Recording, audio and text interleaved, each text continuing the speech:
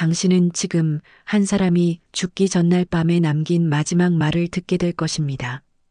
그 말 속에는 두 아들에 대한 사랑과 배신과 그리고 30년이라는 세월이 증명한 무서운 진실이 담겨 있습니다. 이 이야기는 실화입니다. 그리고 당신이 생각하는 것보다 훨씬 더 가까운 곳에서 지금도 반복되고 있는 이야기입니다. 1987년 봄 서울 변두리의 작은 한옥집에서 박명수 씨는 환갑을 맞이했습니다. 그는 평생 공장 노동자로 살아왔습니다. 손톱 밑에는 늘 기름때가 끼어 있었고 허리는 구부정했지만 그의 눈빛만은 언제나 단단했습니다. 그날 저녁 작은 상에는 미역국과 삼겹살 그리고 소주 한 병이 놓였습니다. 두 아들이 함께 있었습니다. 첫째 박준혁 35의 나이에 이미 중견기업 부장 자리에 올라 있었습니다. 양복 맞춤에만 100만 원을 쓰는 사람이었고 그의 손은 부드러웠습니다. 한 번도 거친 일을 해본 적 없는 손이었습니다. 둘째 박준수는 3살 아래였습니다. 형과 달리 대학을 포기하고 아버지 곁에서 공장 일을 배웠습니다. 그의 손은 아버지와 똑같이 거칠었고 손톱 밑에는 같은 기름때가 끼어 있었습니다. 준혁이 먼저 잔을 들었습니다. 아버지, 환갑 축하드립니다. 그동안 고생 많으셨어요. 그의 목소리는 정중했지만 어딘가 형식적이었습니다. 명수는 아들의 눈을 보았습니다. 그 눈에는 계산이 있었습니다. 아버지가 가진 것이 무엇인지, 언제쯤 물려받을 수 있을지에 대한 계산이었습니다. 명수는 그것을 알았지만 모른 척했습니다.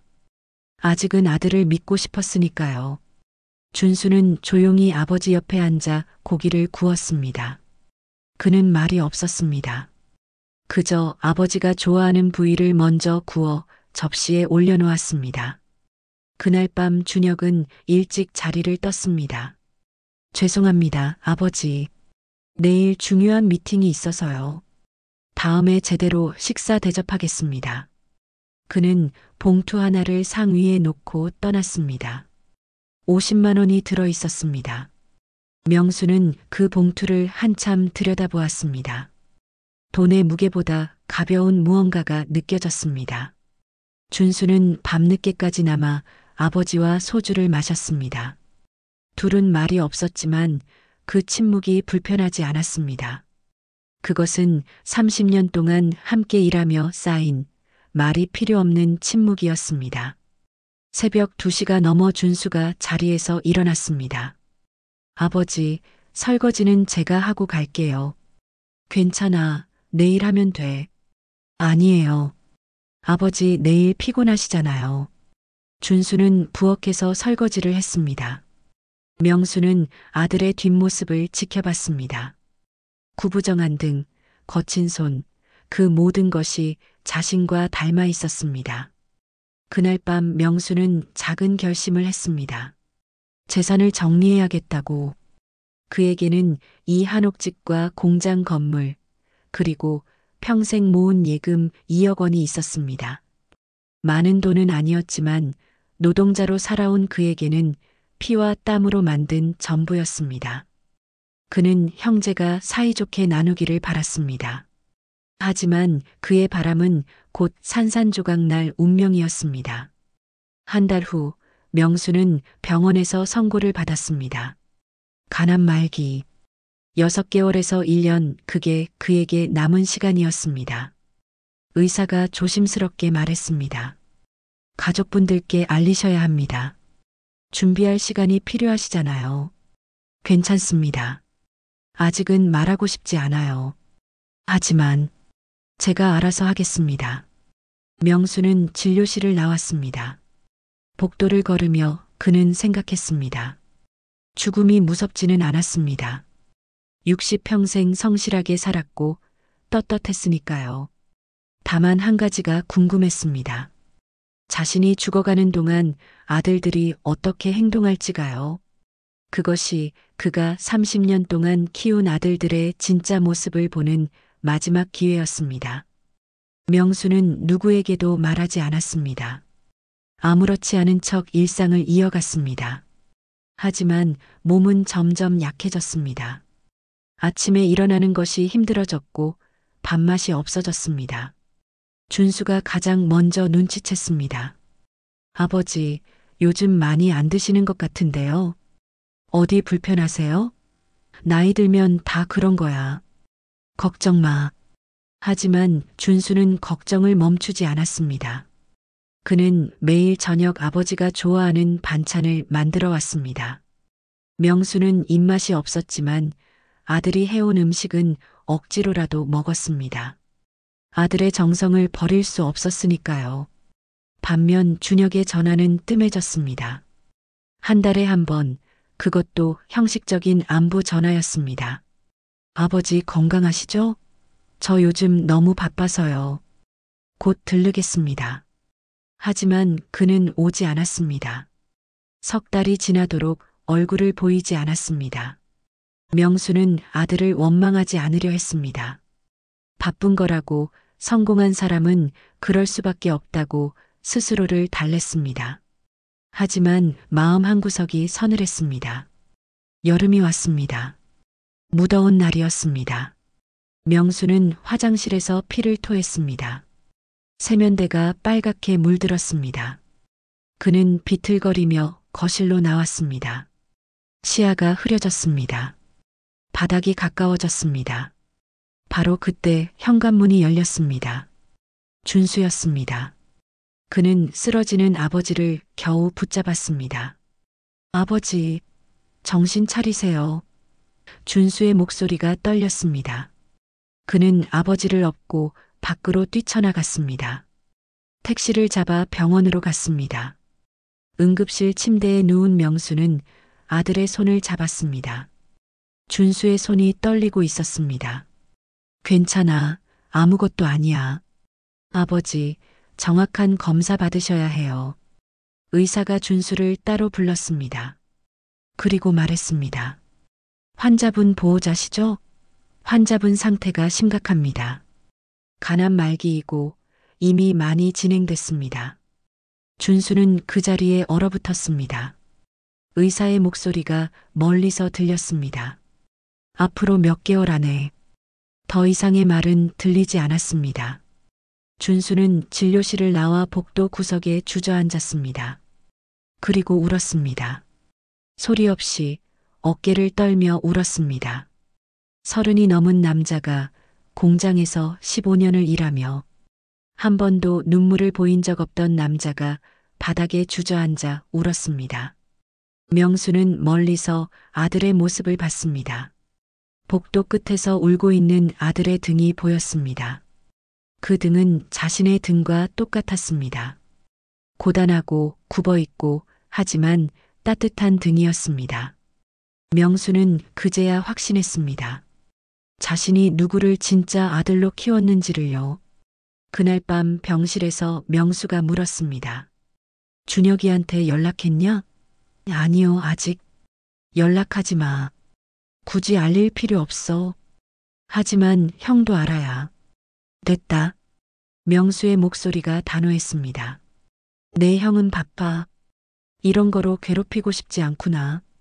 준수는 아무 말도 하지 못했습니다. 그는 알았습니다.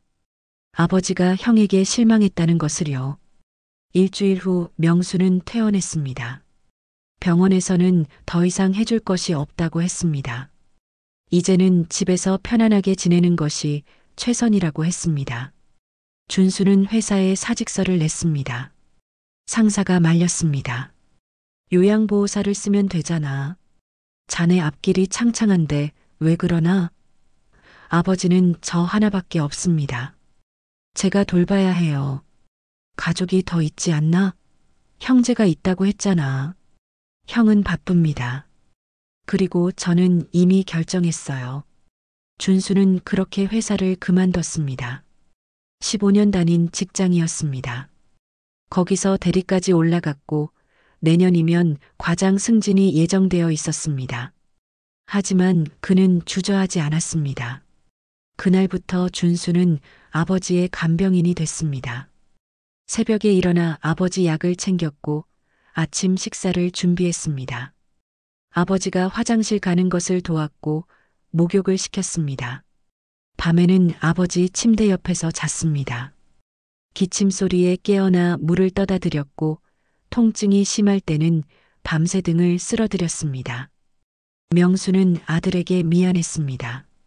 준수야, 너 이러다 결혼도 못하겠다.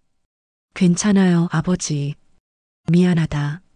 미안하실 것 없어요. 제가 하고 싶어서 하는 거예요. 명수는 아들의 손을 잡았습니다. 말할 수 없었습니다. 고맙다는 말도 사랑한다는 말도 차마 할 수 없었습니다. 말을 하면 눈물이 터질 것 같았으니까요. 그렇게 한 달이 지났습니다. 어느 날 저녁 준혁에게서 전화가 왔습니다. 준수가 받았습니다. 형? 준수야, 아버지는 잘 계시지? 응, 괜찮으셔. 거짓말이었습니다. 아버지는 전혀 괜찮지 않았습니다. 매일 몸무게가 줄었고 식사를 거의 하지 못했습니다. 하지만 준수는 말하지 않았습니다. 형이 걱정할까 봐서가 아니었습니다. 형이 오지 않을 것을 알았기 때문이었습니다. 나도 바빠서 못 갔는데 준수야, 너 고생 많다. 간병비 좀 보낼게. 돈은 필요 없어. 형이 한번 들르는 게 나아. 알았어. 시간 나면 갈게. 요즘 회사에서 큰 프로젝트 맡아서 정신이 없어. 전화가 끊겼습니다. 준수는 휴대폰을 내려다봤습니다. 형의 목소리에는 미안함도 걱정도 없었습니다. 그저 형식적인 안부였을 뿐입니다. 명수가 물었습니다. 준혁이냐? 네, 안부 전화였어요. 오겠다고 했냐? 아니요. 명수는 고개를 끄덕였습니다. 그는 이미 알고 있었습니다. 큰아들이 오지 않을 것을요. 그리고 그것이 자신이 내린 결정에 대한 확신을 더 굳게 만들었습니다. 그날 밤 명수는 준수를 불렀습니다. 준수야, 내일 변호사 선생님을 모셔올 수 있겠니? 변호사요? 왜요? 유언장을 써야겠다. 준수의 얼굴이 굳었습니다. 아버지, 무슨 말씀을. 나도 알아. 내가 얼마 못 산다는 거. 준비해야지. 아버지, 아직. 됐다. 내일 변호사 선생님 모셔와라. 그리고 이건 아무한테도 말하지 마. 특히 내 형한테는. 준수는 고개를 끄덕였습니다. 그날 밤 그는 잠을 이루지 못했습니다. 다음 날 오후 변호사가 왔습니다. 50대 중반의 온화한 인상이었습니다. 명수는 준수를 밖으로 내보냈습니다. 잠깐만 나가 있어라. 금방 끝날 거야. 준수가 나간 후 명수는 변호사에게 말했습니다. 유언장을 쓰고 싶습니다. 내 재산 전부를 둘째 아들에게 물려주고 싶어요. 변호사가 잠시 망설이다 물었습니다. 장남분께는 아무것도 남기지 않으시겠습니까? 법적으로 유류분 청구권이 있어서 분쟁의 소지가. 알고 있습니다. 그래도 괜찮아요.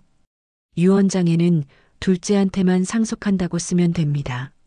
나머지는 내가 죽고 나서 일어날 일이니까 그때 가서 아이들이 알아서 하겠죠.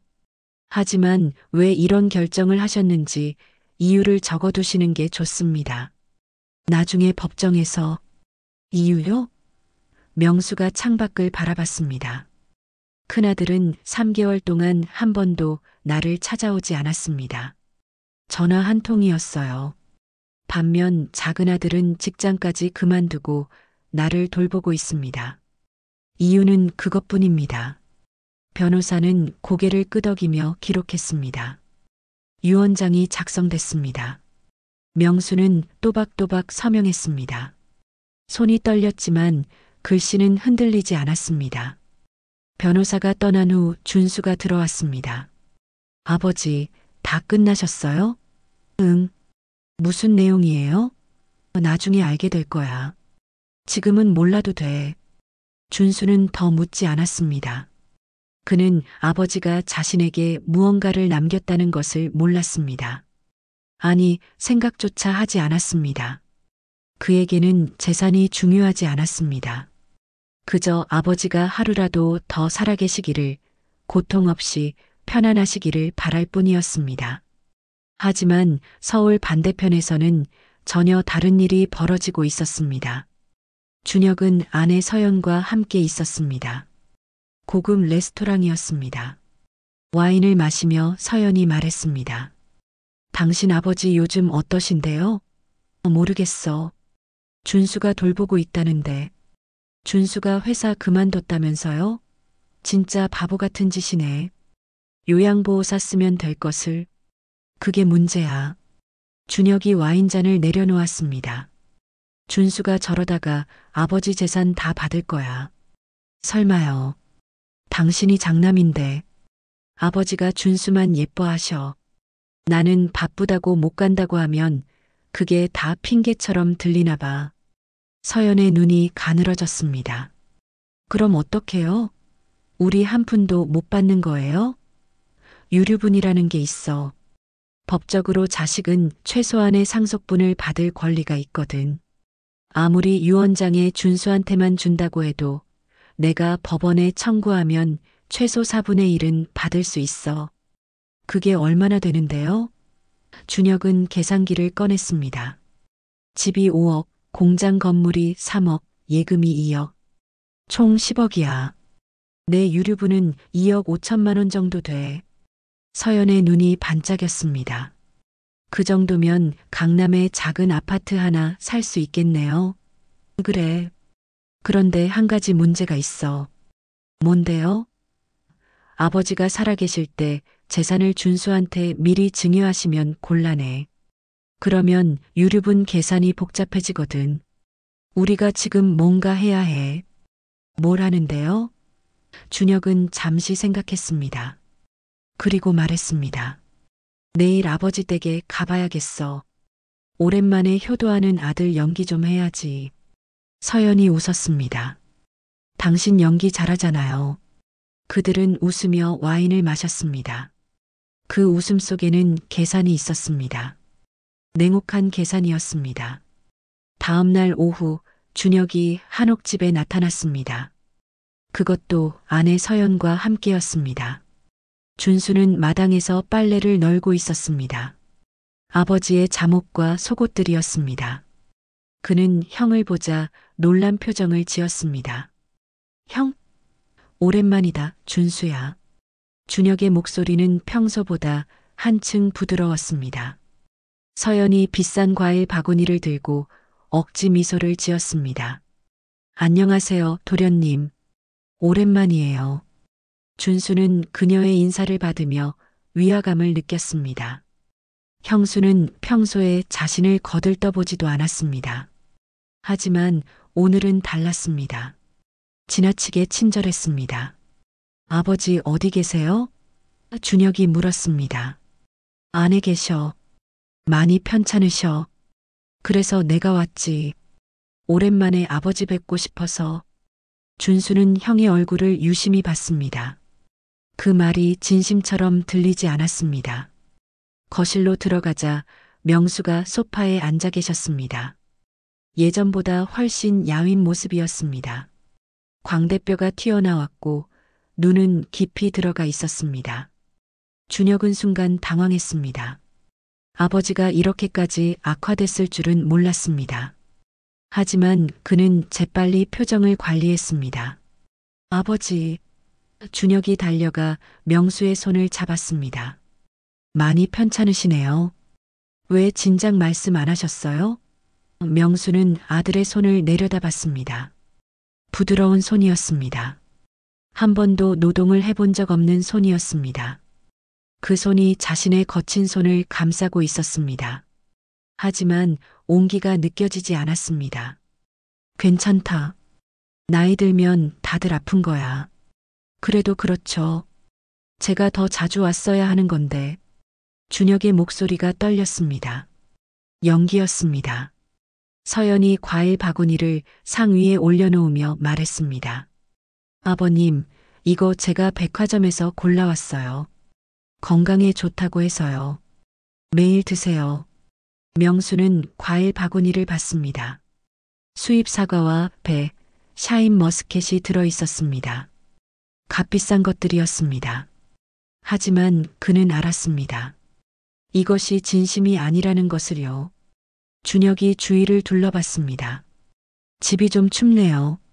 보일러는 제대로 돌아가요? 응, 괜찮아. 아니에요, 아버지.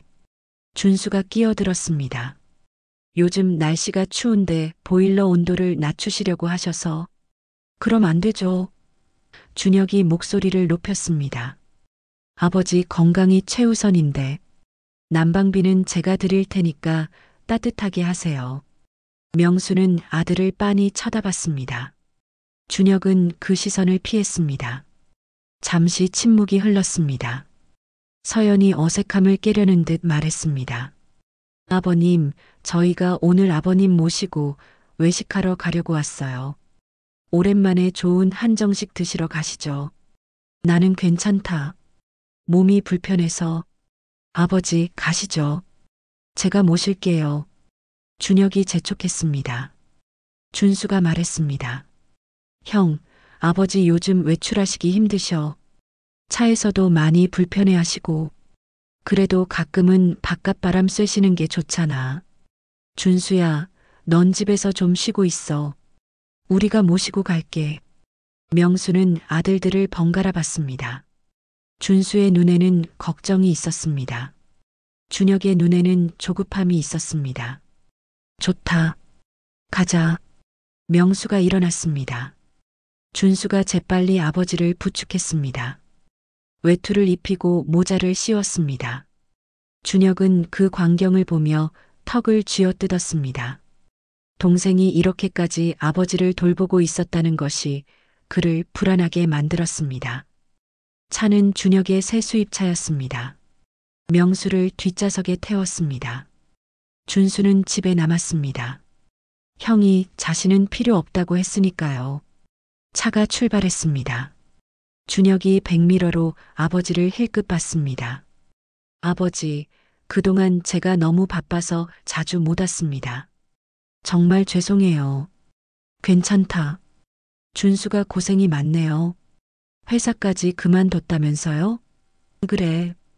효자네요, 진짜. 저도 그렇게 해야 하는 건데. 준혁의 목소리가 또 떨렸습니다. 하지만 명수는 그 떨림이 가짜라는 것을 알았습니다. 서연이 끼어들었습니다. 아버님, 근데 혹시 건강검진은 받으셨어요? 요즘 암 검진도 중요하다잖아요. 명수는 대답하지 않았습니다. 서연이 다시 물었습니다. 혹시 어디 많이 아프신 건 아니시죠? 큰 병원 한번 가보시는 게. 병원은 다녀왔다. 명수가 짧게 대답했습니다. 준혁의 손이 핸들을 더 세게 쥐었습니다. 어디가 안 좋으세요? 간이 좀 안 좋다더라. 간이요? 그럼 치료는? 할 수 있는 건 다 했어. 차 안에 침묵이 흘렀습니다. 준혁과 서연이 눈빛을 교환했습니다. 그들의 표정에서 명수는 계산을 읽었습니다. 얼마나 위중한지, 얼마나 시간이 남았는지에 대한 계산이었습니다. 한정식 집에 도착했습니다. 비싼 곳이었습니다. 1인당 10만 원이 넘는 코스였습니다. 하지만 명수는 입맛이 없었습니다. 음식이 나왔지만 거의 손을 대지 않았습니다. 준혁이 걱정스러운 표정으로 말했습니다. 아버지, 조금만 더 드세요. 기운 차리셔야죠. 배가 안 고프구나. 그래도 서연이 물을 따라주며 말했습니다. 아버님, 건강이 안 좋으시면 준수 혼자 돌보기 힘드시겠어요. 저희가 요양보호사라도 알아봐 드릴까요? 필요 없다. 준수가 잘 돌봐준다. 그래도 준수도 힘들 텐데. 저희가 비용은 부담할 테니까요. 명수가 수저를 내려놓았습니다. 너희가 부담할 돈이면 차라리 준수한테 줘라. 그 애가 나 때문에 직장까지 그만뒀는데. 준혁의 얼굴이 굳었습니다. 아버지도 참, 저도 형제잖아요. 당연히 제가 도와야죠. 그래. 그럼 당장 오늘부터 준수 교대에서 나 돌봐라. 준혁은 당황했습니다. 그게 제가 회사 업무가 역시 바쁘지. 명수가 씁쓸하게 웃었습니다. 내가 바쁜 거 나도 안다. 그러니까 괜찮다는 거야. 준수가 있으니까. 준혁은 더 이상 말하지 못했습니다. 식사가 끝나고 차에 탔습니다. 집으로 가는 길이었습니다. 준혁이 조심스럽게 말을 꺼냈습니다. 아버지, 사실 오늘 드릴 말씀이 있어서 왔습니다. 무슨 말? 혹시 재산 정리 같은 거 생각해 보셨어요? 명수는 대답하지 않았습니다. 준혁이 계속했습니다. 아버지 건강이 안 좋으시니까 미리 정리해 두시는 게 좋을 것 같아서요. 상속세 문제도 있고. 상속세? 네, 세금을 줄이려면 미리 증여하시는 게 유리합니다. 제가 세무사 친구한테 물어봤는데요. 너한테 물어보지도 않았는데 벌써 알아봤냐? 명수의 목소리가 차갑게 식었습니다. 준혁은 말문이 막혔습니다. 서연이 끼어들었습니다. 아버님, 저희가 아버님을 위해서 하는 말씀이에요. 요즘 상속세가 얼마나 높은데요. 자식들한테 피해 주시려고요? 피해? 명수가 되물었습니다. 내 재산 물려받는 게 피해냐? 그게 아니라 세금을 너무 많이 내게 되면. 됐다. 명수가 손을 저었습니다. 내 재산은 내가 알아서 한다. 너희가 신경 쓸 일 아니야. 차 안에 얼어붙은 침묵이 흘렀습니다. 준혁의 얼굴이 붉어졌습니다. 서연은 입술을 깨물었습니다. 집에 도착했습니다. 명수가 차에서 내렸습니다. 현관까지 걸어가는 그의 뒷모습이 비틀거렸습니다. 준혁은 차 안에서 그 모습을 지켜봤습니다. 서연이 속삭였습니다. 완전히 실패했잖아요. 어떡할 거예요? 모르겠어. 아버지가 생각보다 훨씬 완고하셔. 그럼 정말 준수한테 다 넘기시는 거 아니에요? 그럴 순 없어. 내가 장남인데. 법적으로 내 몫은 있다고. 준혁은 핸들을 쳤습니다. 그의 눈에 분노가 타올랐습니다. 명수가 집에 들어가자 준수가 달려왔습니다. 아버지, 괜찮으세요? 많이 힘드셨죠? 괜찮아. 근데 준수야. 네. 내 형이 오늘 무슨 얘기를 했는지 아냐? 준수는 고개를 저었습니다. 재산 얘기를 하더라. 미리 정리하라고. 준수의 얼굴이 굳었습니다. 형이 그런 얘길. 놀랐냐? 나도 놀랐다. 명수가 쓴웃음을 지었습니다.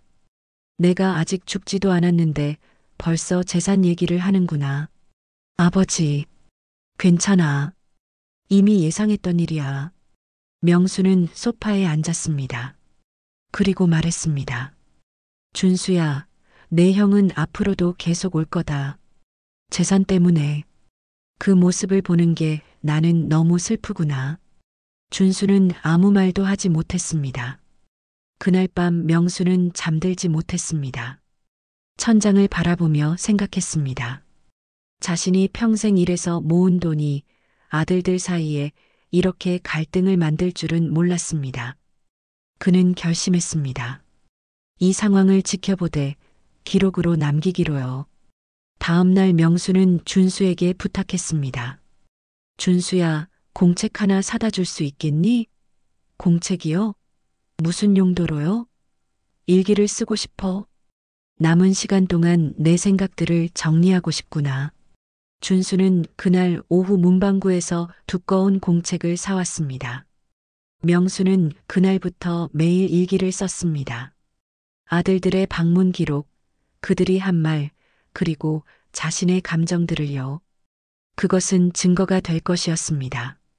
자신의 결정이 왜 옳았는지에 대한요. 일주일 후 준혁이 또 왔습니다. 이번에는 혼자였습니다. 그는 아버지께 봉투를 내밀었습니다. 아버지, 이거 생활비입니다. 1,000만 원 들어 있어요.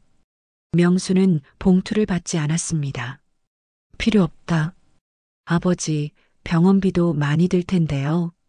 제가 장남으로서 준수가 다 처리한다. 걱정 마.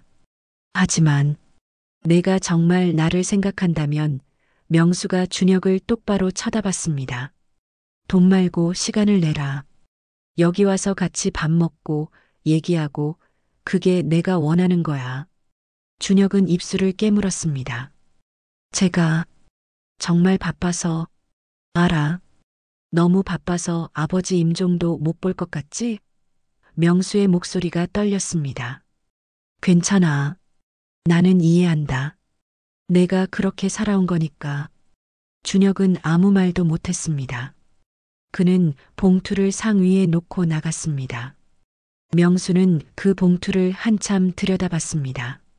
1,000만 원. 그것으로 30년의 부정을 덮을 수 있다고 생각하는 걸까요? 준수가 들어왔습니다. 봉투를 보고 물었습니다.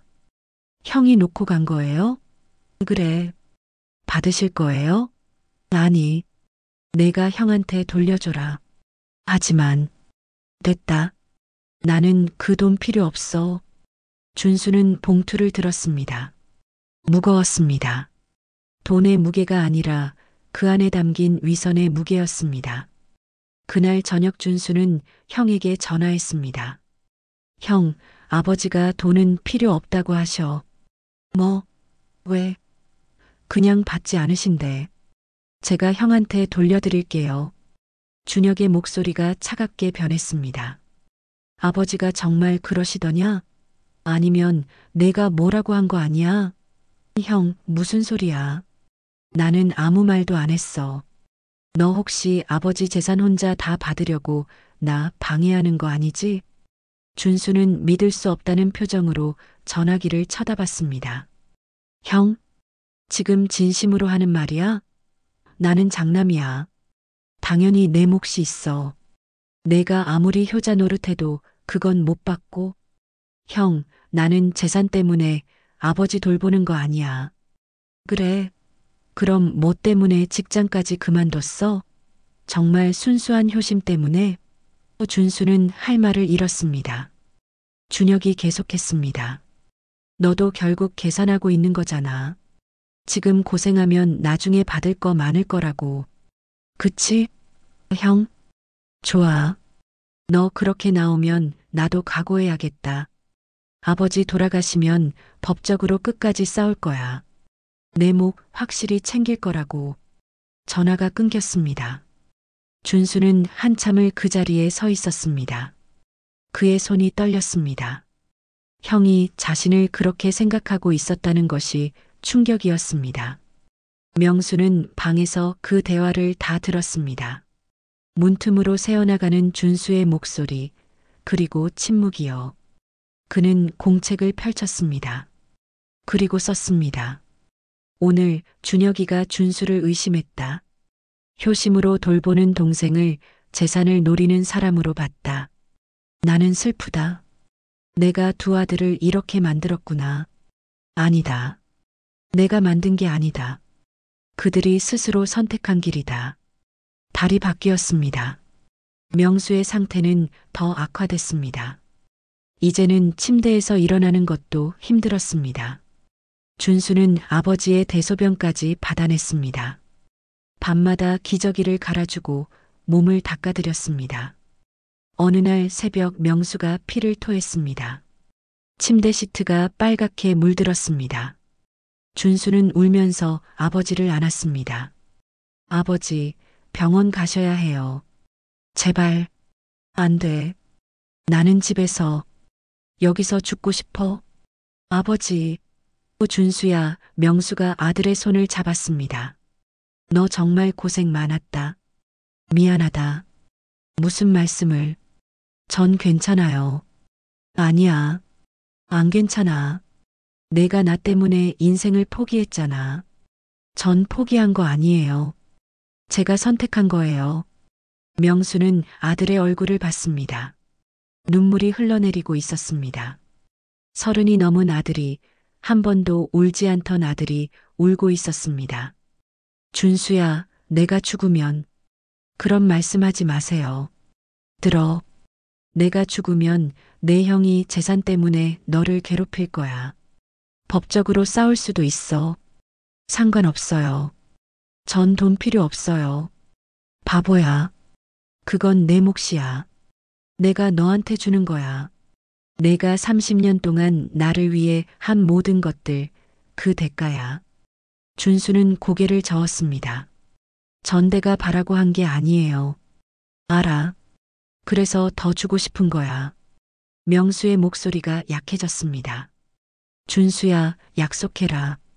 내 형이 뭐라고 해도 포기하지 마. 그건 내가 받아야 할 것들이야. 준수는 대답하지 않았습니다. 그저 아버지의 손을 꽉 쥐었을 뿐입니다. 그날 명수는 준수에게 서랍을 가리켰습니다. 저기, 파란 공책 있지? 그거 꺼내봐라. 준수가 공책을 꺼냈습니다. 명수가 말했습니다. 그거 내가 쓴 일기야. 내가 죽으면 그거 잘 보관해라. 나중에 필요할 거야. 일기요? 응. 너희 형제 얘기를 많이 썼어. 누가 어떻게 했는지, 내가 뭘 느꼈는지 다 적혀 있어. 준수는 공책을 펼쳤습니다. 아버지의 삐뚤빼뚤한 글씨가 빽빽하게 적혀 있었습니다. 첫 페이지를 읽었습니다. 오늘 준혁이가 재산 얘기를 꺼냈다. 나는 슬펐다. 준수는 더 이상 읽을 수 없었습니다. 눈물이 글씨를 가렸습니다. 아버지, 괜찮아. 그냥 사실을 적은 거야. 나중에 내 형이 법적으로 문제 삼으면 그게 증거가 될 거야. 명수는 눈을 감았습니다. 나는 후회 없어. 내 선택이 옳았다는 걸 알아. 그날 밤 준혁에게서 또 전화가 왔습니다. 준수가 받지 않았습니다. 하지만 문자가 왔습니다. 아버지 상태 어때?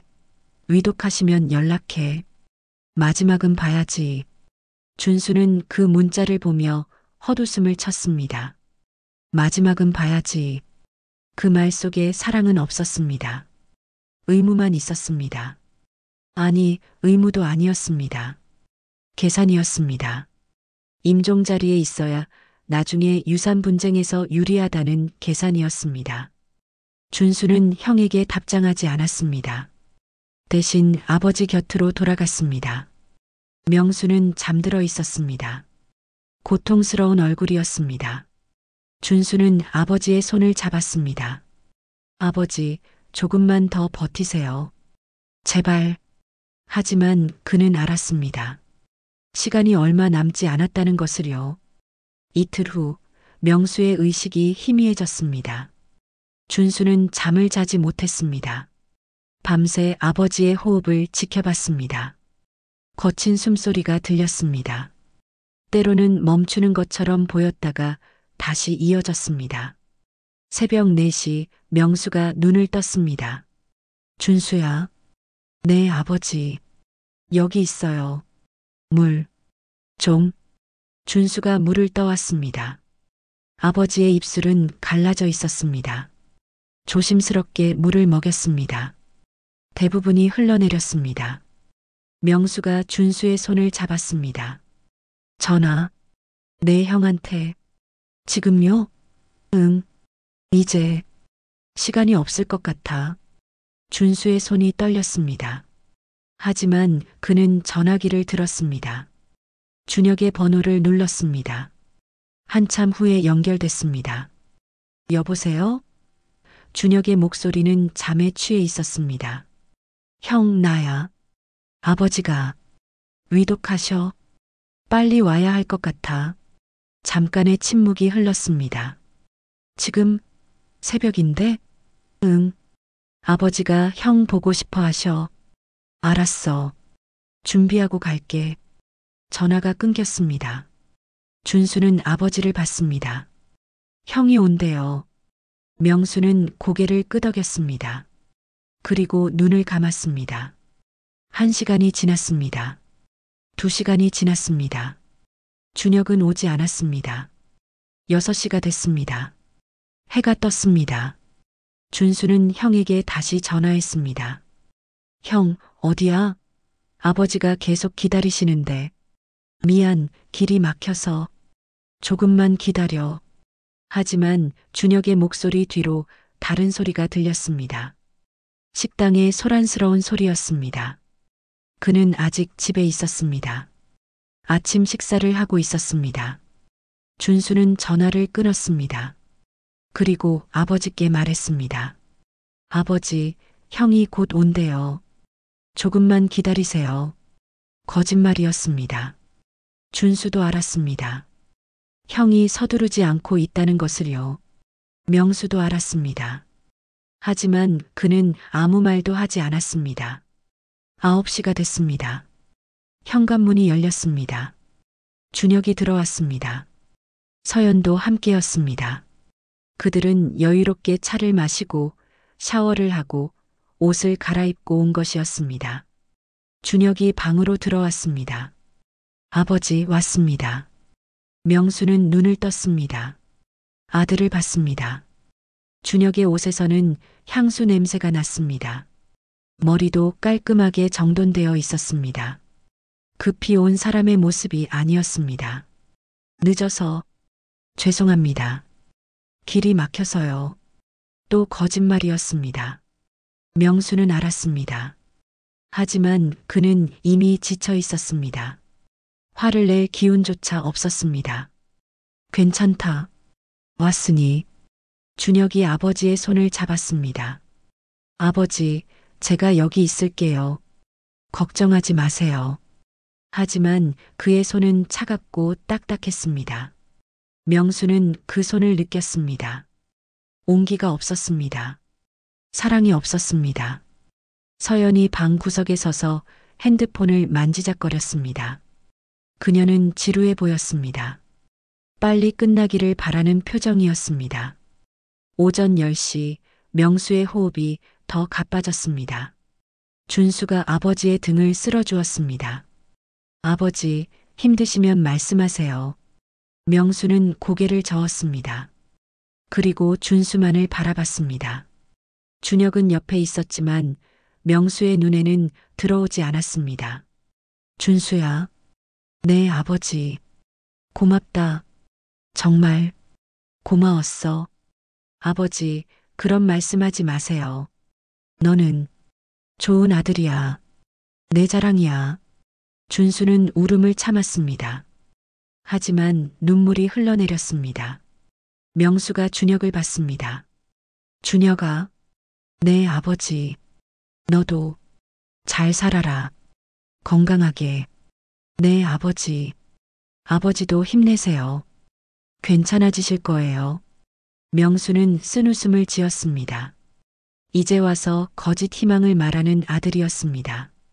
준혁아, 마지막으로 한 가지만 말해줄래? 네, 말씀하세요. 재산보다 중요한 게 뭔지 아니? 준혁은 대답하지 못했습니다. 명수가 계속했습니다. 가족이야. 사랑이야. 그걸 잊지 마라. 준혁의 얼굴이 굳었습니다. 아버지가 자신의 본심을 알고 있다는 것을 깨달았습니다. 아버지, 이제 됐다. 나가 있어라. 준수하고 둘이 있고 싶어. 준혁은 망설이다가 일어났습니다. 서연과 함께 방을 나갔습니다. 복도에서 서연이 속삭였습니다. 아버님이 우리를 내보내셨어요. 유 원장 얘기하시는 거 아니에요? 그럴 수도 있어. 하지만 어쩔 수 없잖아. 이미 쓰셨을 거야. 그럼 정말 준수한테 다 넘기시는 거네요. 내가 나중에 법적으로 해결할 거야. 일단 지금은 참자. 그들은 거실에 앉아서 기다렸습니다. 방 안에서는 명수와 준수만 남았습니다. 명수가 아들의 손을 꽉 쥐었습니다. 준수야, 서랍 맨 밑에 봉투 있어. 네, 거기 통장하고 도장 다 들어있어. 그리고 유 원장 사본도. 아버지, 지금 그런 얘기 들어. 시간이 없어. 나는 모든 걸 너한테 남겼어. 집도, 공장도, 돈도, 다. 준수는 고개를 저었습니다. 전 필요 없어요. 그냥 아버지가 살아계시면 돼요. 바보야. 그건 내 몫이야.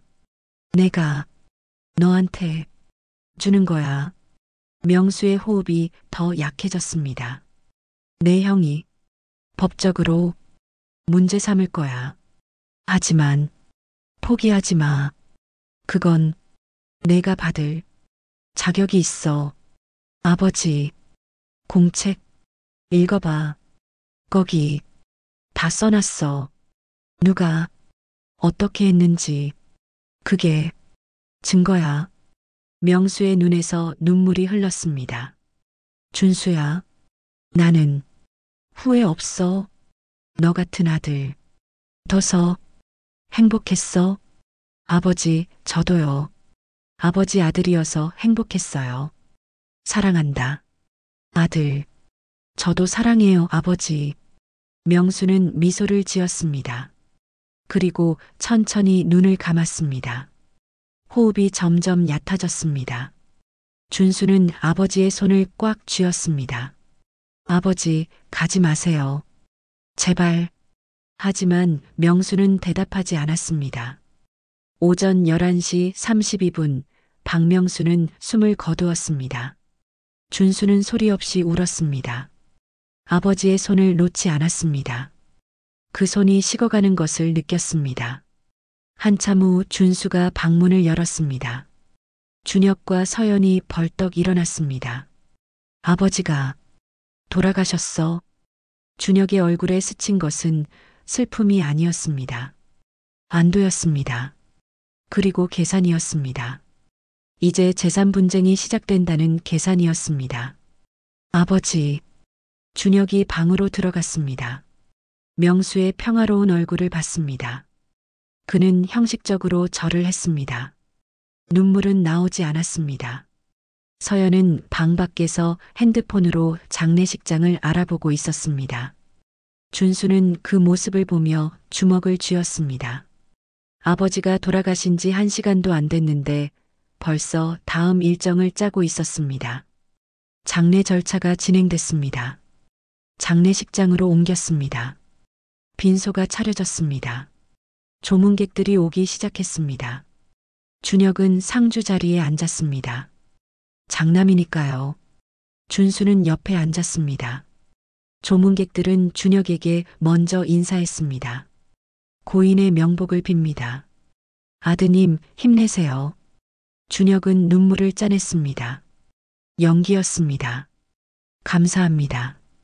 아버지가 갑자기 가셔서 거짓말이었습니다. 아버지는 갑자기 간 것이 아니었습니다. 오랫동안 병을 앓았습니다. 하지만 준혁은 그 시간 동안 거의 오지 않았습니다. 준수는 조용히 앉아 있었습니다. 눈물도 나오지 않았습니다. 이미 다 말라버렸습니다. 그날 밤 빈소에는 형제 둘만 남았습니다. 준혁이 먼저 말을 꺼냈습니다. 준수야, 우리 얘기 좀 하자. 무슨 얘기? 재산 얘기. 준수는 형을 봤습니다. 아버지가 돌아가신 지 12시간도 안 됐습니다. 벌써 재산 얘기였습니다. 지금 그 얘기를 꼭 해야 해? 해야지. 언젠가는 할 얘기잖아. 준혁이 몸을 앞으로 기울였습니다. 아버지가 유언장을 쓰셨을 거야. 혹시 너 봤어? 준수는 대답하지 않았습니다. 준혁이 계속했습니다. 봤구나. 뭐라고 쓰여 있어? 설마 너한테 다 준다고 쓰신 건 아니겠지? 형, 아버지 장례도 안 끝났는데 대답 안 하는 거 보니 그런가 보네. 준혁이 웃었습니다. 차가운 웃음이었습니다. 좋아. 내가 다 받아. 하지만 알아둬. 나는 유류분 청구할 거야. 법적으로 내 권리니까. 형이 아버지한테 뭘 해준 게 있어? 준수의 목소리가 떨렸습니다. 형은 3달 동안 한 번도 안 왔잖아. 아버지가 피토하고 밥도 못 드시고 혼자 화장실도 못 가실 때 형은 어디 있었어? 나는 바빴어. 회사 일 때문에. 회사 일? 준수가 형을 똑바로 쳐다봤습니다. 형은 그냥 관심이 없었어. 아버지보다 돈이 더 중요했던 거야. 준혁의 얼굴이 붉어졌습니다. 뭐, 내가 돈 때문에? 그렇잖아. 형이 오늘 새벽에 왔을 때 난 알았어. 형수님이랑 샤워하고 아침 먹고 천천히 온 거. 아버지가 돌아가시기 전에 마지막으로 보고 싶어 하셨는데 형은 식사가 더 중요했던 거지. 준혁은 할 말이 없었습니다. 사실이었으니까요.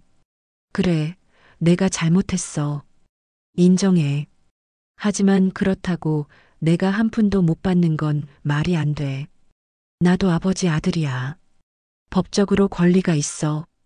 권리? 준수가 헛웃음을 쳤습니다. 형은 의무는 안 하고 권리만 챙기려고 하네. 뭐? 아들의 의무는 뭐야? 아버지 돌보는 거잖아. 형은 그 의무를 안 했어. 그런데 이제 와서 권리를 주장해? 준혁이 벌떡 일어났습니다. 야, 박준수. 너 지금 나한테 설교하는 거야? 설교가 아니야. 사실을 말하는 거지. 좋아. 내가 그렇게 나오면 나도 각오해야겠다. 준혁이 가방에서 명함을 꺼냈습니다. 여기 내 변호사야. 장례 끝나면 바로 소송 들어간다. 각오해. 명함을 상 위에 던지고 준혁이 나갔습니다. 준수는 그 명함을 받습니다. 법무법인 정혜 상속 전문 변호사 김철수 형은 이미 준비하고 있었습니다. 아버지가 살아계실 때부터요. 준수는 주먹을 쥐었습니다. 분노가 치밀어 올랐습니다. 하지만 동시에 다짐했습니다. 절대 포기하지 않겠다고. 아버지가 자신에게 남긴 것을, 아버지의 뜻을 지키겠다고요. 사흘간의 장례가 끝났습니다. 명수는 화장됐습니다. 유골은 공원묘지에 안치됐습니다. 준수는 매일 아침 묘지를 찾았습니다. 아버지와 이야기를 나눴습니다. 아버지, 형이 소송 걸겠대요. 하지만 저 포기 안 할 거예요. 아버지가 원하신 거니까요. 바람이 불었습니다. 나뭇잎이 흔들렸습니다. 준수는 그것을 아버지의 대답으로 받아들였습니다. 장례 일주일 후 준수에게 등기우편이 왔습니다. 법원에서 온 것이었습니다. 유류분 반환 청구 소송 준혁이 선전포고를 한 것이었습니다. 준수는 서류를 읽었습니다. 청구 금액 2억 5천만 원. 준혁은 아버지 재산의 4분의 1을 요구하고 있었습니다. 준수는 변호사를 찾아갔습니다. 유언장 사본과 아버지의 일기를 가지고 갔습니다. 변호사는 60대의 노련한 여성이었습니다. 이 케이스는 좀 복잡하네요. 변호사가 서류를 검토하며 말했습니다. 유언장은 명확합니다. 전 재산을 의뢰인에게 상속한다고 되어 있어요. 하지만 형분이 유류분을 청구하면 법적으로 최소한의 몫은 드려야 합니다. 그럼 제가 지는 건가요? 아니요. 우리에게도 카드가 있습니다. 변호사가 아버지의 일기를 들었습니다. 이겁니다. 고인께서 왜 이런 결정을 하셨는지 상세히 기록되어 있어요. 형분이 얼마나 부모를 방치했는지, 의뢰인께서 얼마나 헌신적으로 돌봤는지 모두 증거로 남아 있습니다. 그럼 이길 수 있어요? 확실하진 않습니다. 하지만 싸워볼 만합니다. 유류분을 줄이거나 최소한으로 만들 수 있을 거예요. 준수는 고개를 끄덕였습니다. 해보겠습니다. 소송이 시작됐습니다. 첫 번째 재판날 준수와 준혁은 법정에서 마주 앉았습니다. 형제는 서로를 쳐다보지 않았습니다. 준혁의 변호사가 먼저 주장했습니다. 재판장님, 피고 박준수는 고인의 전 재산을 독차지하려고 합니다. 하지만 원고 박준혁은 장남으로서 법적 권리가 있습니다. 유류분은 법이 보장하는 최소한의 상속분입니다. 준수의 변호사가 반박했습니다. 재판장님, 하지만 원고는 고인이 병환 중일 때 거의 방문하지 않았습니다. 반면 피고는 직장을 그만두고 전념해서 간병했습니다. 고인의 일기에 모두 기록되어 있습니다. 아버지의 일기가 증거로 제출됐습니다. 재판장이 읽기 시작했습니다. 준혁이가 3달 동안 한 번도 오지 않았다. 전화 한 통이었다. 나는 슬프다. 준혁이가 재산 얘기를 꺼냈다. 아직 내가 살아있는데 말이다. 준수가 나를 목욕시켰다. 미안하고 고맙다. 이 아이는 천사다. 재판장의 표정이 굳어졌습니다. 준혁은 고개를 숙였습니다. 재판장이 물었습니다. 원고, 이 일기 내용이 사실입니까? 준혁의 변호사가 대답했습니다. 재판장님, 그것은 일방적인 기록일 뿐입니다. 원고도 나름대로 효도했습니다. 예를 들어요? 경제적으로 지원했습니다. 생활비를 드렸고, 준수의 변호사가 끼어들었습니다. 그 생활비는 고인께서 거부하셨습니다. 받지 않으셨어요. 이것도 일기에 기록되어 있습니다. 재판장이 다시 일기를 넘겼습니다. 준혁이가 1,000만 원을 놓고 갔다. 나는 받지 않았다. 돈이 아니라 시간을 원한다고 했다. 하지만 그는 이해하지 못했다. 재판장이 한숨을 쉬었습니다. 이 사건은 계속 심리가 필요하겠습니다. 다음 재판은 한 달 후입니다. 재판이 끝나고 복도에서 형제가 마주쳤습니다. 준혁이 먼저 말했습니다. 준수야, 아직 늦지 않았어. 합의하자. 내가 2억만 받을게. 소송 취하할게. 싫어. 왜? 어차피 재판 가도 나는 받을 거야. 유류분은 법적 권리라고. 형은 받을 자격이 없어. 준수의 목소리가 단호했습니다. 아버지가 형한테 주고 싶었으면 유언장에 썼을 거야. 안 쓴 이유가 있어. 자격? 준혁이 비웃었습니다. 자격은 무슨. 나는 아들이야. 그것만으로 충분해.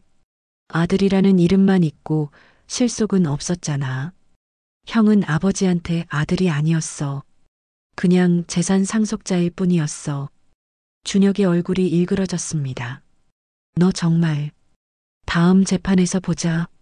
나는 끝까지 싸울 거야. 준수가 돌아섰습니다. 준혁은 그 뒷모습을 보며 이를 갈았습니다. 한 달이 지났습니다. 그 사이 준혁은 증인을 찾아다녔습니다. 아버지의 지인들, 친구들, 이웃들을요. 자신도 효자였다고 증언해줄 사람을 찾았습니다. 하지만 아무도 나서지 않았습니다. 모두가 알고 있었습니다. 준혁이 어떤 아들이었는지를요. 준혁은 초조해졌습니다. 그는 아내 서연과 상의했습니다. 증인을 못 구하겠어. 아무도 내 편이 아니야. 그럼 어떡해요?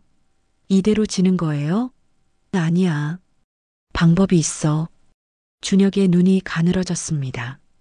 준수를 공격하는 거야. 어떻게요? 준수가 아버지를 간병한 건 재산 때문이라고 주장하는 거야. 계산적으로 접근한 거라고. 회사도 일부러 그만두고 아버지한테 올인한 거라고. 그게 먹힐까요? 모르지. 하지만 해볼 만해. 준수가 너무 완벽해 보이는 게 오히려 의심스러울 수도 있잖아. 서연이 고개를 끄덕였습니다. 그래요. 시도해봐요. 두 번째 재판 날이 왔습니다. 준혁의 변호사가 새로운 주장을 펼쳤습니다. 재판장님, 피고가 고인을 간병한 것은 순수한 효심이 아닐 수 있습니다. 피고는 회사를 그만두고 전적으로 고인을 돌봤습니다. 이는 전략적 선택이었을 가능성이 있습니다. 준수의 변호사가 반박했습니다. 근거 없는 추측입니다. 피고는 순수하게. 재판장님, 준혁의 변호사가 끼어들었습니다. 피고가 회사를 그만둔 시점을 보십시오. 고인께서 유언장을 작성하신 직후입니다. 이것이 우연이겠습니까? 준수의 변호사가 서류를 확인했습니다. 날짜를 계산했습니다. 실제로 유언장 작성 2주일 후에 준수가 사직서를 낸 것이 맞았습니다. 하지만 그것은 우연이었습니다. 준수는 유언장 내용을 몰랐으니까요. 재판장이 준수를 받습니다. 피고, 고인께서 유언장을 작성하신 사실을 알고 계셨습니까? 아니요. 몰랐습니다. 그럼 어떻게 그 직후에 회사를 그만두셨습니까? 아버지 상태가 악화되셔서 그만뒀습니다. 유언장과는 관계없습니다. 준혁의 변호사가 공격했습니다. 하지만 시기가 너무 절묘하지 않습니까? 고인께서 재산을 정리하신 직후 피고가 정격적으로 간병에 나섰습니다. 이는 이에 있습니다. 준수의 변호사가 벌떡 일어났습니다. 원고 측은 증거 없이 피고를 모함하고 있습니다. 피고는 단지 아버지를 사랑해서 돌본 것입니다. 재판장이 망치를 두드렸습니다. 정숙, 양측 모두 진정하십시오. 재판정이 조용해졌습니다.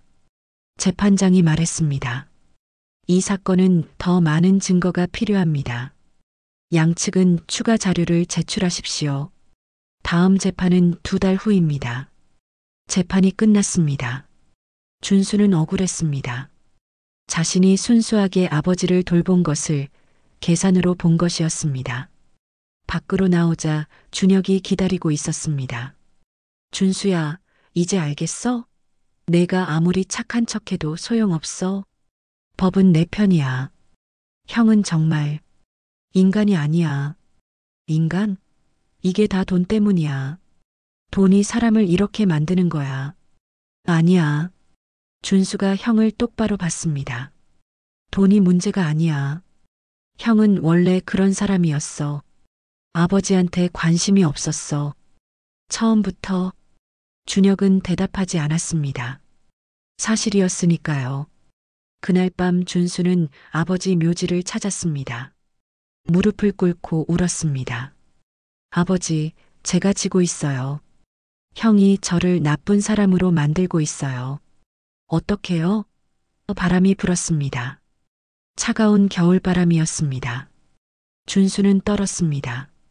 하지만 일어나지 않았습니다. 그는 아버지께 맹세했습니다. 아버지, 전 포기 안 해요. 끝까지 싸울 거예요. 아버지 뜻을 꼭 지킬게요. 그날 밤부터 준수는 증거를 모으기 시작했습니다. 아버지를 간병했던 기록들, 병원 영수증들, 약국 영수증들을요. 자신이 매일 아버지를 돌봤다는 증거들이었습니다. 그리고 이웃들을 찾아갔습니다. 증인을 부탁했습니다. 다행히 몇 명이 흔쾌히 응했습니다. 준수 씨가 얼마나 효자인지 우리 다 알아요. 제가 증언할게요. 70대 옆집 할머니가 말했습니다. 매일 저녁 아버님 모시고 산책하시던 거 봤어요. 얼마나 정성스럽게 모시던지. 준수는 고개를 숙여 감사를 표했습니다. 그렇게 조금씩 반격을 준비했습니다. 하지만 준혁도 가만히 있지 않았습니다. 그는 더 악랄한 수를 준비하고 있었습니다. 2달이 지났습니다. 그 사이 준혁은 조용했습니다. 너무 조용했습니다. 준수는 불안했습니다. 형이 무언가를 준비하고 있다는 느낌이 들었습니다. 3번째 재판 전날 밤 준수에게 낯선 번호로 전화가 왔습니다. 여보세요? 박준수 씨죠? 저는 아버님 공장에서 일했던 이만수라고 합니다. 아, 이 과장님. 안녕하세요. 준수는 그를 기억했습니다. 아버지와 20년을 함께 일한 사람이었습니다. 내일 재판에서 제가 증인으로 나갑니다. 네, 제가 부탁드린 적 없는데요. 아닙니다. 박준혁 씨 측에서 요청했습니다. 준수의 심장이 내려앉았습니다. 무슨 내용으로 증언하시는 건가요? 이만수는 잠시 침묵했습니다. 그리고 말했습니다. 미안합니다. 저도 먹고 살아야 해서요. 박준혁 씨가 돈을 주셨습니다. 제 증언 대가로요. 무슨 증언을 하시는 건데요? 당신이 아버님 돌아가시기 전에 공장 명의를 본인 앞으로 바꾸려고 했다고 증언하라고 했습니다.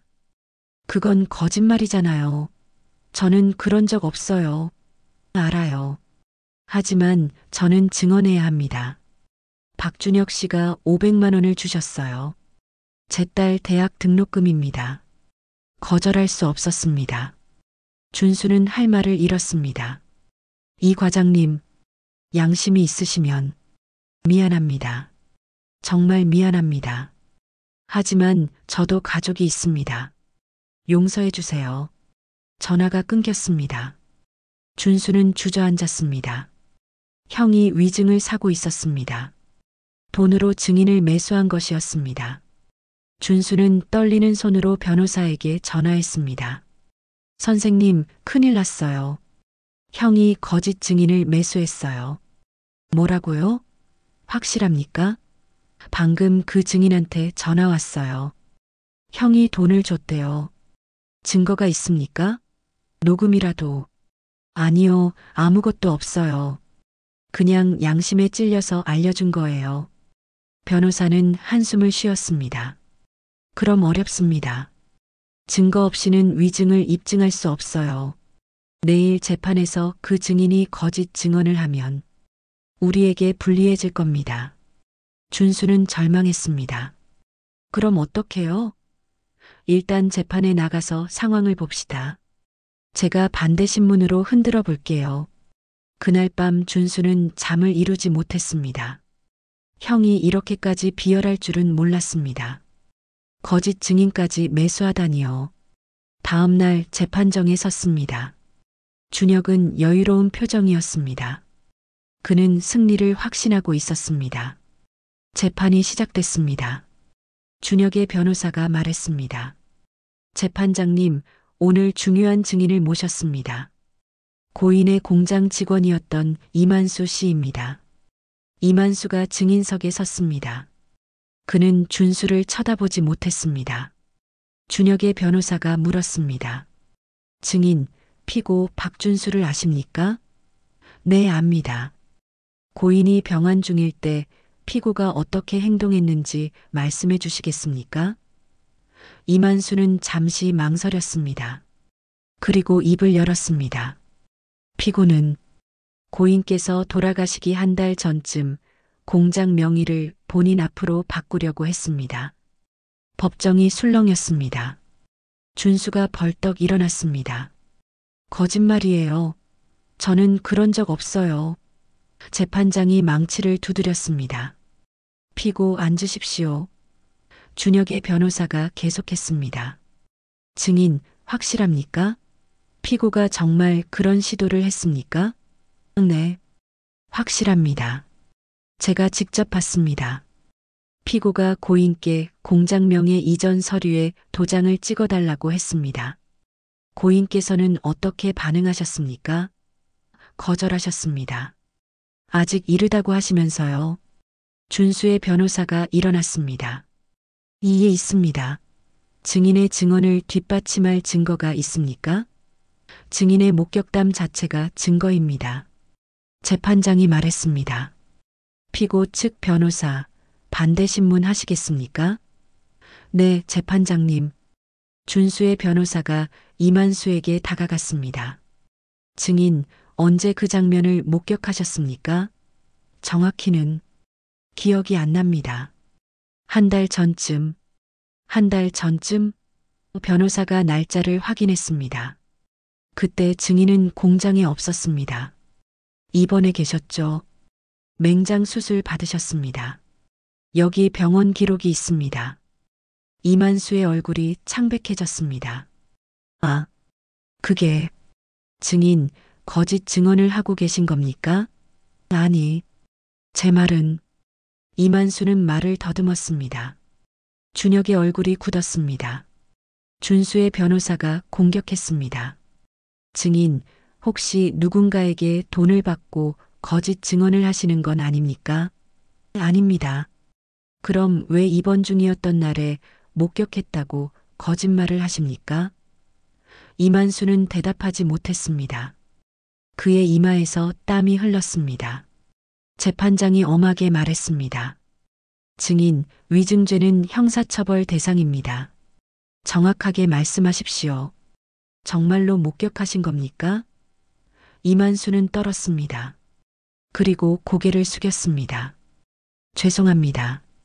거짓말이었습니다. 법정이 웅성거렸습니다. 재판장이 호통쳤습니다. 뭐라고요? 위증을 했다는 말입니까? 네. 죄송합니다. 누가 시켰습니까? 이만수는 준혁을 봤습니다. 그리고 고개를 돌렸습니다. 제가 혼자 판단한 겁니다. 준수의 변호사가 물었습니다. 증인, 원고로부터 금전을 받으셨습니까? 이만수는 대답하지 않았습니다. 침묵이 대답이었습니다. 재판장이 분노했습니다. 원고 측 변호사, 이게 무슨 짓입니까? 증인을 매수했습니까? 준혁의 변호사가 당황했습니다. 재판장님, 저희는 전혀 모르는 일입니다. 증인이 자발적으로 거짓말 마십시오. 재판장이 망치를 내리쳤습니다. 이 재판을 모독한 죄가 큽니다. 증인 이만수는 위증죄로 고발하겠습니다. 그리고 원고 측은 이 사건에 대해 해명하십시오. 준혁은 얼굴이 새하얗게 질렸습니다. 그의 계획이 무너지고 있었습니다. 재판이 끝났습니다. 복도에서 준수가 형을 마주쳤습니다. 형? 어떻게 그럴 수 있어? 거짓 증인까지 매수하다니. 준혁은 대답하지 않았습니다. 그저 돌아서서 걸어갔습니다. 그의 뒷모습은 패배자의 모습이었습니다. 준수는 그 모습을 보며 슬펐습니다. 분노가 아니라 슬픔이었습니다. 형이 여기까지 타락했다는 것이 슬펐습니다. 그날 밤 준수는 아버지 묘지를 찾았습니다. 아버지, 오늘 형이 큰 실수를 했어요. 거짓 증인을 매수했다가 들통났어요. 이제 재판에서 유리해질 것 같아요. 바람이 불었습니다. 준수는 계속했습니다. 하지만 전 기쁘지 않아요. 형이 무너지는 걸 보는 게 너무 슬퍼요. 우리 원래 이러지 않았잖아요. 어렸을 때는 사이가 좋았는데. 준수는 어린 시절을 떠올렸습니다. 형이 자신을 업고 놀아주던 모습을요. 함께 공부하고, 함께 밥 먹고, 함께 웃던 시절을요. 언제부터 틀어진 걸까요?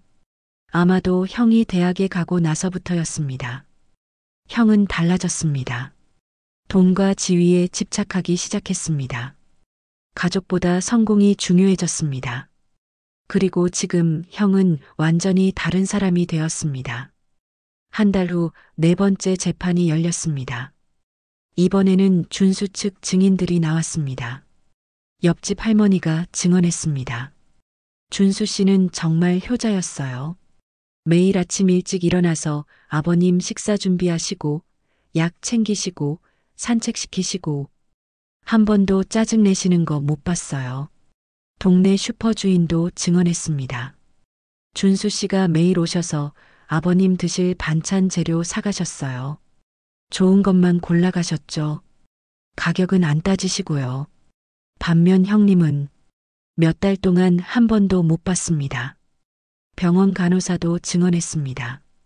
환자분이 입원하셨을 때 준수 씨는 24시간 병실을 지키셨어요.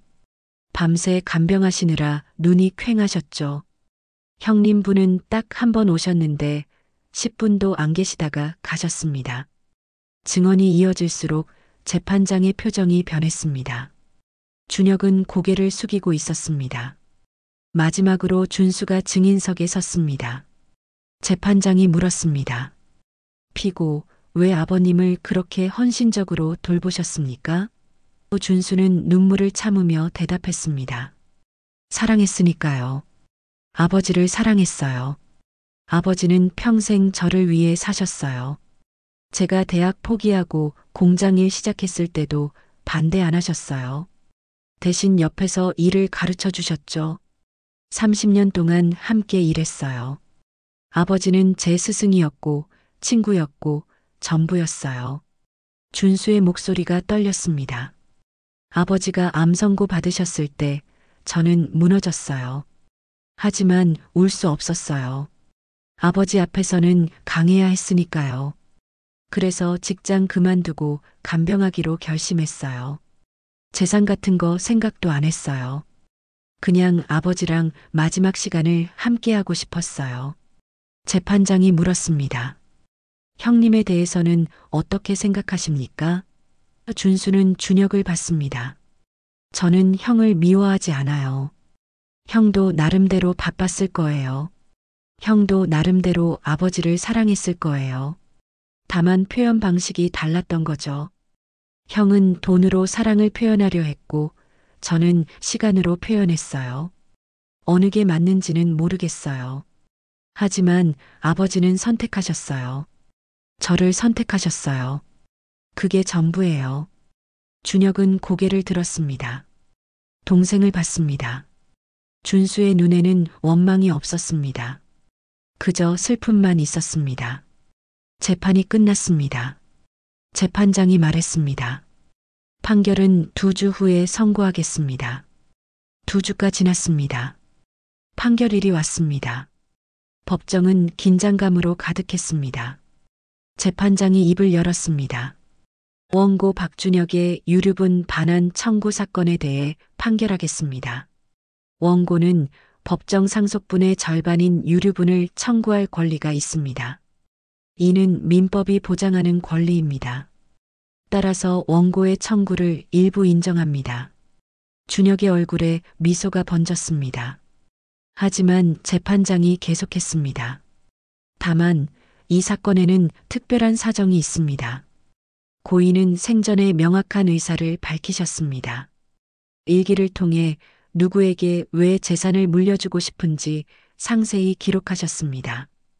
또한 원고는 고인의 병환 중에 거의 방문하지 않았고 오히려 재산에만 관심을 보였습니다. 반면 피고는 직장을 그만두고 전념해서 간병했습니다. 이러한 사정을 고려하여 원고의 유류분을 대폭 감액합니다. 원고가 받을 수 있는 금액은 전체 재산의 10%인 1억 원으로 결정합니다. 준혁의 얼굴이 굳었습니다. 2억 5천만 원을 기대했는데 1억 원만 받게 된 것이었습니다. 재판장이 계속했습니다. 또한 원고 측이 증인을 매수하려 한 정황이 있습니다. 이는 재판을 모독한 행위로 엄중히 문책받아야 합니다. 다만 직접적인 증거가 불충분하므로 이번에는 경고로 그치겠습니다. 하지만 다시는 이런 일이 없기를 바랍니다. 재판장이 망치를 내렸습니다. 이상 판결을 마칩니다. 준혁은 멍하니 앉아 있었습니다. 1억 원. 그것은 그가 원했던 것의 절반도 안 됐습니다. 준수는 안도했습니다. 하지만 기쁘지 않았습니다. 형과의 싸움에서 이긴 것이 기쁠 수 없었습니다. 법정을 나왔습니다. 준혁이 준수를 불렀습니다. 준수야. 준수는 멈춰섰습니다. 준수야, 미안하다. 준수는 형을 돌아봤습니다. 준혁의 눈에서 눈물이 흘렀습니다. 진짜 눈물이었습니다. 내가 잘못했어. 아버지한테도 너한테도. 나는 정말 나쁜 놈이야. 준혁은 무릎을 꿇었습니다. 거리 한복판에서 형이 동생 앞에 무릎을 꿇었습니다. 준수야, 용서해줘. 나는 돈에 눈이 멀었어. 정말 중요한 게 뭔지 잊었어. 아버지가 돌아가시고 나서야 깨달았어. 내가 얼마나 소중한 것들을 잃었는지. 준수는 형을 일으켰습니다. 형, 일어나. 사람들이 봐. 상관없어. 나는 진짜로 후회하고 있어. 준수야, 나 좀 용서해줘. 준수는 형을 안았습니다. 형, 전 형을 원망한 적 없어요. 전 그냥 형이 아버지를 사랑했으면 좋겠었어요. 사랑했어. 나도 아버지를 사랑했어. 하지만 표현을 못했어. 어떻게 해야 할지 몰랐어. 두 형제는 한참을 그렇게 서 있었습니다. 지나가는 사람들이 쳐다봤지만 신경 쓰지 않았습니다. 한 달 후 모든 절차가 끝났습니다. 재산이 분배됐습니다. 준수는 집과 공장, 그리고 예금 9억 원을 받았습니다. 준혁은 1억 원을 받았습니다. 하지만 이상한 일이 일어났습니다. 준수가 준혁을 찾아온 것이었습니다. 형, 이거 받아. 준수가 수표를 내밀었습니다. 5천만 원이었습니다. 이게 뭐야? 제 몫에서 형 드리는 거예요. 왜? 판결대로 받으면 되잖아. 형도 아버지 아들이잖아요. 아버지가 형을 미워하신 건 아니에요. 그냥 실망하셨던 거예요. 전 형이 이 돈으로 다시 시작했으면 좋겠어요. 준혁은 수표를 받지 않았습니다. 아니야. 나는 받을 자격이 없어. 형? 준수야, 나는 정말 나쁜 놈이었어. 아버지 돌아가시기 전에도, 돌아가신 후에도 나는 돈밖에 몰랐어. 너를 의심했고 거짓 증인까지 매수했어. 나는 인간 쓰레기야. 형, 그만해요. 아니야. 인정해야 해. 내가 얼마나 추악한 인간인지. 준혁은 울었습니다. 준수야, 나 이제 어떻게 살아야 해? 아버지한테도 용서 못 받고 아내는 이혼하자고 하고 회사에서도 소문나서 찍혔어. 나는 끝났어. 준수는 형의 어깨를 잡았습니다. 형, 안 끝났어요. 지금부터 시작하는 거예요. 뭘? 아버지가 원하셨던 거요. 형이 진짜 사람이 되는 거요. 돈이 아니라 사람을 보는 거요. 준수는 수표를 형의 손에 쥐어줬습니다. 이 돈으로 다시 시작하세요. 그리고 아버지 묘에 자주 가세요. 아버지께 용서 구하고 대화하세요. 아버지는 들으실 거예요. 준혁은 수표를 쥐고 흐느꼈습니다. 고마워. 정말 고마워. 형, 우리 다시 형제하자. 아버지가 그걸 원하셨을 거예요. 그날 이후 준혁은 변했습니다. 매주 아버지 묘를 찾았습니다. 무릎 꿇고 용서를 빌었습니다. 그리고 준수와 함께 공장을 운영하기 시작했습니다. 처음에는 서툴렀습니다. 손은 부드러웠고 일하는 법을 몰랐습니다. 하지만 배웠습니다. 준수가 가르쳐 줬습니다. 형제는 함께 일했습니다. 아버지가 그랬던 것처럼요. 1년이 지났습니다. 공장은 더 잘 됐습니다. 형제가 힘을 합쳤으니까요. 준혁은 영업을 맡았고 준수는 생산을 관리했습니다. 완벽한 조합이었습니다. 어느 날 형제는 아버지 묘 앞에 섰습니다. 아버지, 저희 이제 화해했어요. 준수가 말했습니다. 형이 많이 변했어요. 이제는 정말 제 형 같아요. 준혁이 덧붙였습니다. 아버지, 저 이제야 깨달았어요. 돈보다 중요한 게 뭔지. 가족이에요. 사랑이에요. 아버지가 평생 가르쳐 주신 거였는데 전 너무 늦게 배웠어요. 죄송해요. 바람이 불었습니다. 따뜻한 봄바람이었습니다. 나뭇잎이 흔들렸습니다. 형제는 그것을 아버지의 용서로 받아들였습니다. 준수가 형의 어깨에 손을 올렸습니다. 형, 아버지는 용서하셨을 거예요. 그럴까? 그럼요. 아버지는 우리가 화해하기를 원하셨어요. 지금 저희 모습 보시면 기뻐하실 거예요. 준혁은 웃었습니다. 진심에서 우러나온 웃음이었습니다. 그날 밤 준혁은 집에 돌아와 일기를 꺼냈습니다. 요즘 그도 일기를 쓰고 있었습니다. 아버지처럼요. 오늘 준수와 함께 아버지 묘를 찾았다. 1년 전만 해도 우리는 법정에서 싸우고 있었다. 나는 동생을 의심했고 거짓 증인까지 매수했다. 나는 정말 나쁜 놈이었다. 하지만 준수는 나를 용서했다. 그리고 아버지도 용서하셨을 것이다. 나는 이제 안다. 재산보다 중요한 것이 뭔지를, 효도란 무엇인지를, 가족이란 무엇인지를. 아버지, 감사합니다. 그리고 죄송합니다. 이제라도 배울 수 있게 해주셔서 감사합니다. 준혁은 일기를 덮었습니다. 그리고 창밖을 봤습니다. 별이 반짝이고 있었습니다. 아버지가 보고 계신 것 같았습니다. 그는 별을 향해 손을 흔들었습니다. 아버지, 잘 자세요. 내일 또 열심히 일할게요. 준수랑 함께요. 별은 더 밝게 빛났습니다.